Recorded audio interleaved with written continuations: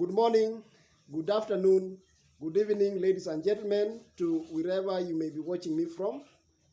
I want to welcome you once again to Healthline Channel. And before we proceed, let me take this opportunity to thank Almighty God for His mercy that He has granted on us by giving us life to cross over to a new year, 2023.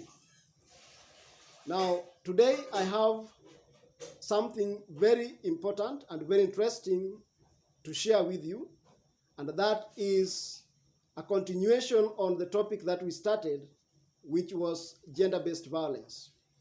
And today we are going to have a look at consequences or impacts or complications of gender-based violence. And without wasting time, let's get into it.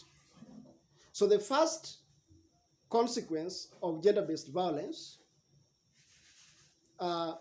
is what we call the unwanted pregnancies or early pregnancies. So a young lady may get exposed to sexual abuse and then accidentally conceives.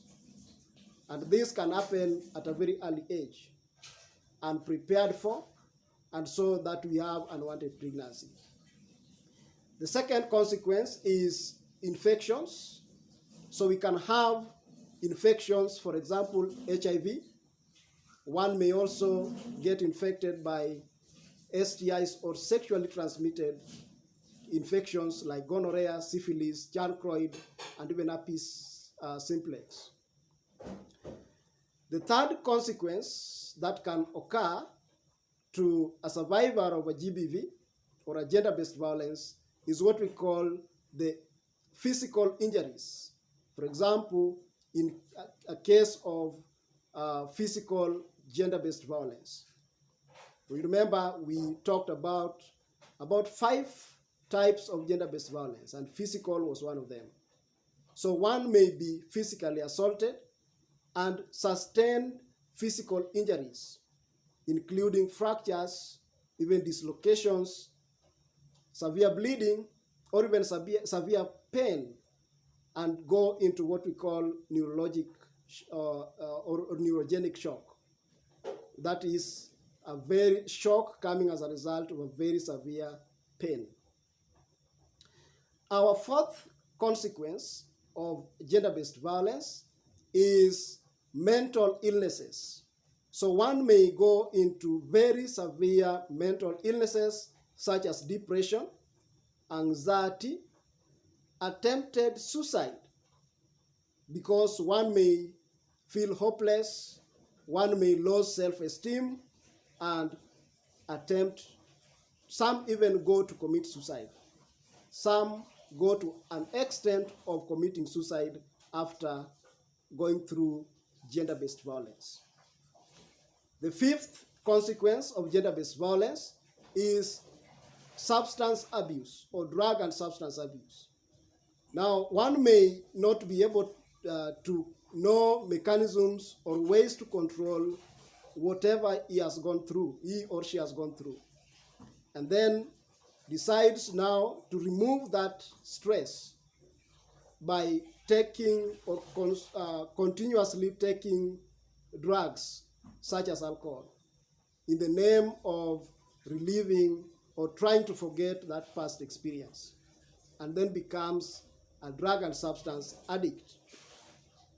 Our sixth consequence of gender-based violence is what we call the reduced work productivity. So one may be unproductive at workplace because you've lost that feeling of being you yourself. You've lost self-esteem. You've even gone to an extent of thinking of committing suicide, and so even losing the energy to work and be productive at workplace. You lose hopes in everything that you do.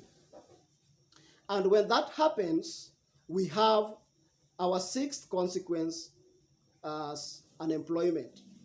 So then the employer may feel that you are now useless to his company or even his organization, they'll render you jobless. Stress itself and depression may compromise your productivity, and then you quit the work environment. You lose your job, you resign and walk away. When you become a serious drug addict, you become less, you lose your concentration, you lose your focus, and all your interest in life, including your job. So you become unemployed. Then what we also have is reduced level of education. So just as I've mentioned, our first topic on unwanted pregnancies, when a lady or a young lady becomes pregnant at a very tender age, then what happens in the normal society that we live in is she will start facing rejection by the society and even the family support when it comes to matter education. This depression alone may make you lose concentration in your studies and drop out at a very lower stage of your education. And so it reduces the level of education to the survivors. Now, a very important consequence, and that brings us to our last consequence, which is the seventh one, is what we call a lot of expenditure by the family members.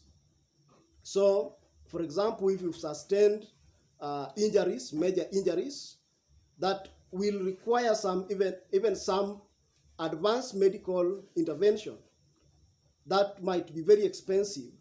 The family might even end up selling their land, their property, to make sure that you are rehabilitated.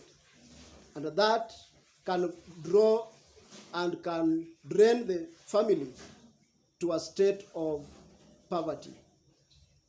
And with all that, I want to assume that you who is watching me today, you might have encountered one or two individuals who might have gone through what I've talked about.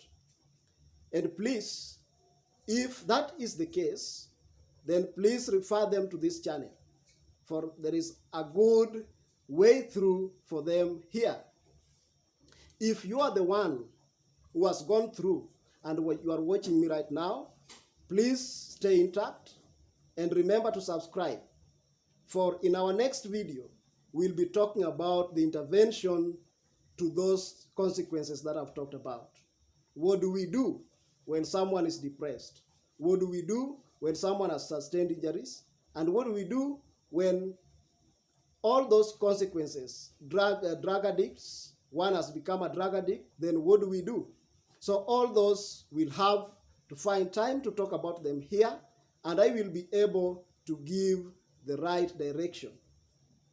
Otherwise, if you are watching me for the very first time, please subscribe and please give the video a like. Thank you very much.